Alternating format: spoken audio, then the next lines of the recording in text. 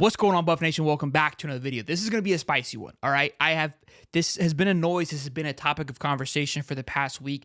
The lackluster recruiting class that Coach Prime has put together. We kind of addressed it, but it seems to continue to be a narrative that it just seems like it's set up for failure. It's not going to be success. So I took a step back and go, look, maybe I overlooked something. Maybe I'm crazy, right? Maybe they're right. Maybe we're too focused on what Coach Prime is doing, like the haters are saying. So I was like, look, I'm first to say, like, maybe I'm overlooking this thing. So let's dive back in. Sherlock Shelton on the case here. Let me do some digging. All right. What I uncovered is very interesting here, in my opinion. Obviously, I'm going to lay out the facts, give you my thoughts, and then you guys will discuss it amongst yourselves in the comments on how you feel about it. But I do want to play a clip here of an On3 interview. This is this man's opinion about what Coach Prime is doing. Again, very aggressive. We're going to listen to two comments that he says, talk about it, and then I'm going to start unraveling what I discovered here about the transfer portal and Coach Prime's process. Take a listen to what he had to say first before I continue to go. Them to just sign such a small class, to me, it just reeks of bad process. And I understand that Deion is constantly going to go portal heavy. He has, and has kind of outlined this 40-40-20 plan. We've just never seen that, work. And that's not to say it can't, Josh. So I'm not, before Colorado fans and the Buffs want to stampede, with their herd of Deion faithful, that I'm kind of, throwing cold water on his potential there. We just haven't seen that. And so it is highly unusual for this to be kind of the plan in action in year two. Have we, though? Have we seen it? Maybe not to that full extent and to those numbers broken down. We may have not seen it. And I'm calling an audible here. I had the video planned out a little bit differently here, but I actually am going to answer this question because it fits perfectly. Has it been laid out to us by coaches that were, hey, I'm going 40-40-20? No.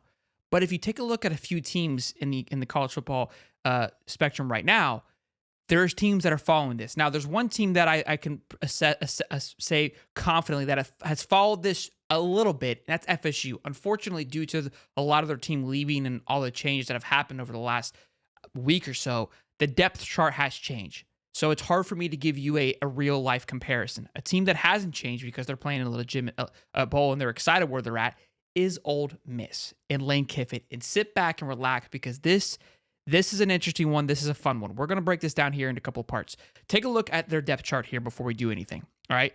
This is their depth chart. Again, it's updated, so some things may have changed, but mostly this team is staying intact because they are gearing up to make a run next year. You've been hearing this all across the college football landscape right now that Lane Kiffin's crushing it, number one team in the transfer portal, right ahead of Colorado, but they're gearing up for a big one. They're landing every top-tier stud. They're crushing it. Well, how did they get here? How did they get to this point where they could go all in and go heavy in the portal? Is it because they've been recruiting like a madman for the last 3 years? I don't think so. Okay, so buckle up here, boys. Take a look at this team, okay? Junior transfer, senior transfer, redshirt sophomore, which I'll show you in just a minute where that came from. Senior transfer, senior. Hey, you had some guys that stayed true. Love it. Senior transfer, junior transfer, sophomore. You see a little correlation here. This left tackle and this running back, same class. Transfer, senior.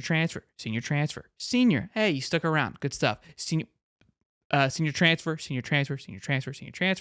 Junior, you stuck around. Love it. Senior transfer. Senior transfer. If I'm doing a little bit of 40-40-20, you guys see what I'm looking at here, right? That seems about 20% recruiting, 40%. That looks more like 80, maybe, right? Maybe like a 70, 10-10 maybe, I don't know, or 15-15, right? Whatever we're looking at here of how it's broken out. Okay, so that's the first part, right? So this team that we're looking at, this Ole Miss team is heavy in the transfer portal, and they're being praised. They are being praised for what they're doing. And again, something Lane Kiffin has done, he has been extremely aggressive in the transfer portal. Well, why is that, you ask? Because Ole Miss does not have the bandwidth to keep up with the likes of the Auburns, the A&Ms, the Alabamas, the Georgias. They're just not going to. They're not going to finish in the top 10. They've yet to finish in the top 10. Could they push a little bit? And you've got somebody, a big splash like Lane Kiffin. The money is just not there to push them into a top 10 recruiting class. And Lane Kiffin recognized that right off the rip. right off the rip. He can put himself into a top 25 class, maybe a top 15 class, sure, right? Maybe 15, 16, 17th with Ole Miss, but then also, and that's why Ole Miss is where they are, because they're able to, recruit a little bit. But he understood, I'm never going to be in the same level as Ole Miss unless we fully send it, and that plan has to be foolproof. Every 5-star and 4-star that we bring in has to be exceptional. So when he notices that in Just, it's praised. Colorado, what are we even talking about here? They're in a whole nother level, boys and girls. This is Colorado we're talking about. Colorado has never been in the discussion for the past ever, right? So late 90s, right, of being competitive. They don't have that bandwidth to recruit, especially now where it's blatantly in front of you. You have to go out there and pay for these recruits. Colorado doesn't have it. You got to play money ball. Lane Kiffin figured it out. He's being praised for it. Now, I went a step further, right? I went one more step because I took a look at the recruiting class. I go, well, maybe there's guys that he's still building a recruiting class, right? Maybe he's still doing this process that Coach Prime's being criticized for, that he's not doing enough in the transfer portal. So I went and looked at the 2021 recruiting class. To me, I felt like this was enough time had passed that these guys should probably, find their footing on the football team. So let's take a look at this first guy, 4-star guy. You got to think, right? Top 150 player, must be making some moves on this Ole Miss football team. Oh no, he transferred. Okay, so he left. He's no longer part of this team. So there's one guy gone out of the 25 commits. MJ Daniels has got to be out. Oh no, he transferred out too. Could be because of all the transfers that came out. I don't know. All right, so 2 for 2 are gone. So Tyshim Johnson, let's see. Okay, so your first top three commits from the 2021 class are no longer part. Okay. Luke Altmaier, pro stock quarterback. Oh, he's definitely got to. Okay, so your top 4 commits. Okay, they're gone. Jaden Williams, I recognize this name. You remember the name that I pointed to? He's still there. So you pulled one out. Okay, congrats. Good stuff. Love that. Let's keep moving. Talik Robbins, he's definitely got to be. Oh, no. He transferred out as well, too. Okay, Braylon Brown's definitely got to be doubted. Oh, no. He transferred out as well, too. Okay, this class is really starting to really look a little. Oh, nope. He transferred out as well, too. Okay. Well, Kendrick Bridlove, cornerback, he's definitely. Oh, no. He's at Colorado. Okay, good stuff. Let's keep going down the list here. Dink Jackson. Oh, did he transfer out? Oh, he's in the portal. He transferred up to Marshall. Okay. Oh, great. Hughes Brown, let's see here. Oh, Purdue. Okay, fantastic. Let me take a look at Jamin. Okay, he's still there. Jamon Gordon. Okay, defensive lineman. You get the point. This entire recruiting class, everybody's up in arms about because Coach Prime only signed 6. There's one left. Maybe 2. 3. Excuse me. The last one we just went over. And there's more. Maybe there's a few more down here. I'm not going to keep going down this list to prove my point here. But again, this school is making the point that man just made up from On 3 saying that I haven't seen it work. This is literally the proofs in the pudding.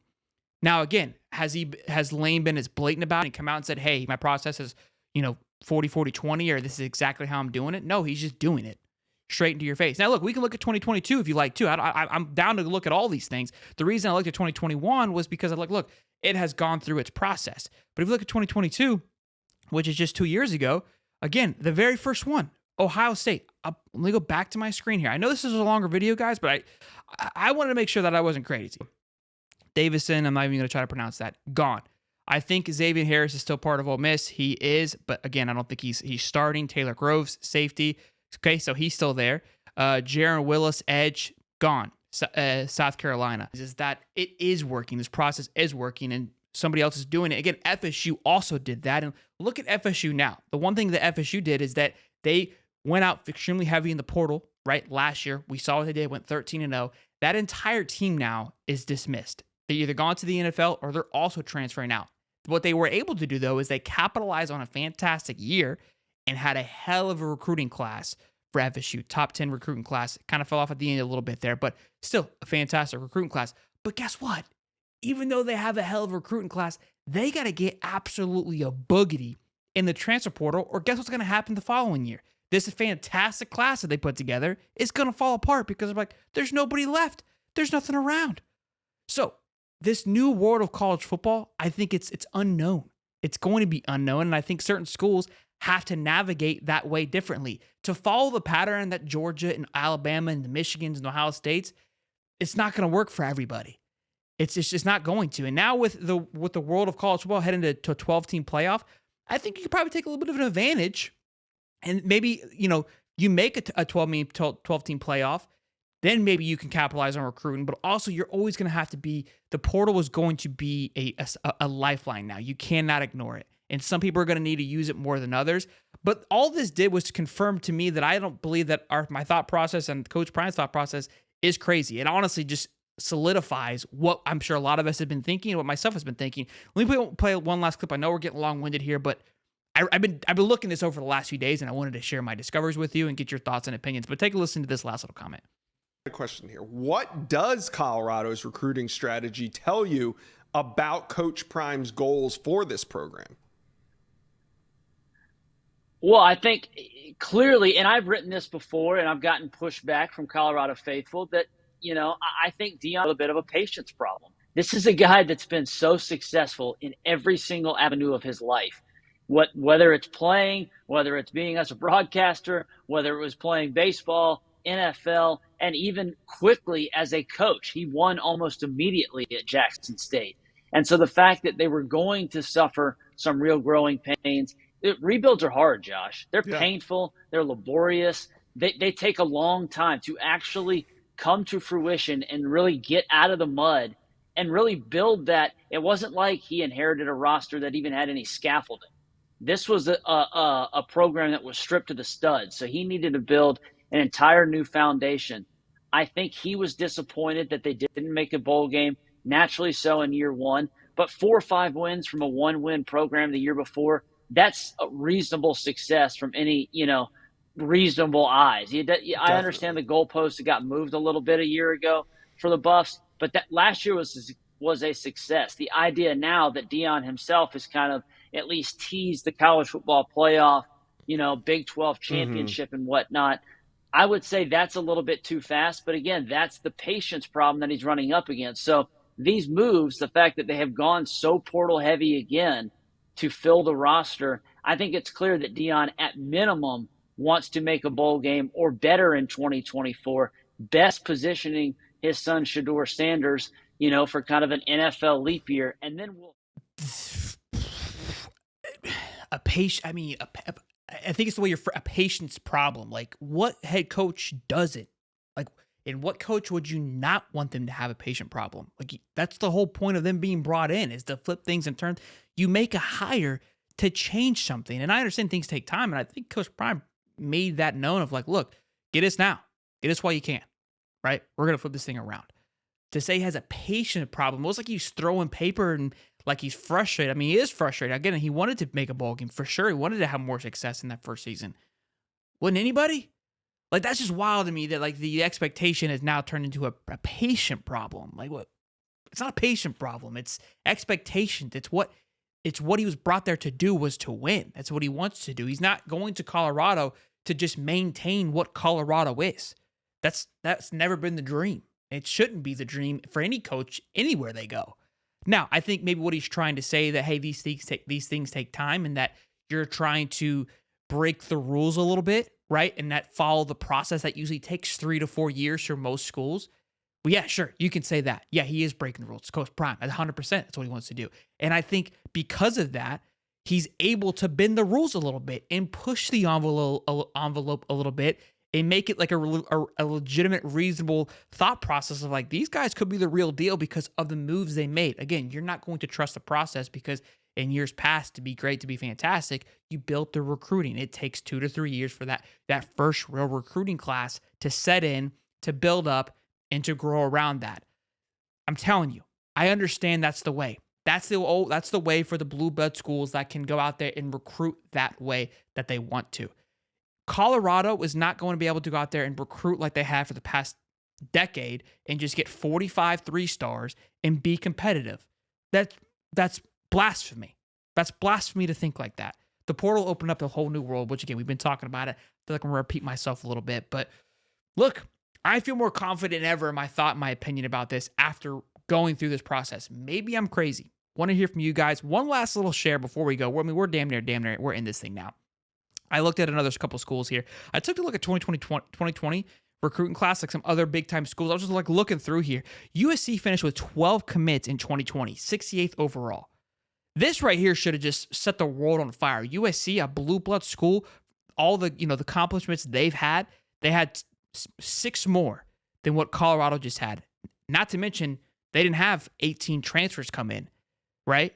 But Lincoln Riley showed up a year and a half later and flipped the whole thing around. And greatest thing since sliced bread. That's my last little point there. I'm on a rant this evening. Again, let me know down in the comments. I know it's a little bit longer. Hope you guys did enjoy this video. I mean, it's been a blast here watching this thing unfold over the last few weeks. So you guys be sure to turn the bell on. We just surpassed 7,000 subs. Do appreciate you guys helping us grow this channel. We'll keep it moving. I'll see you guys in the next one. Peace.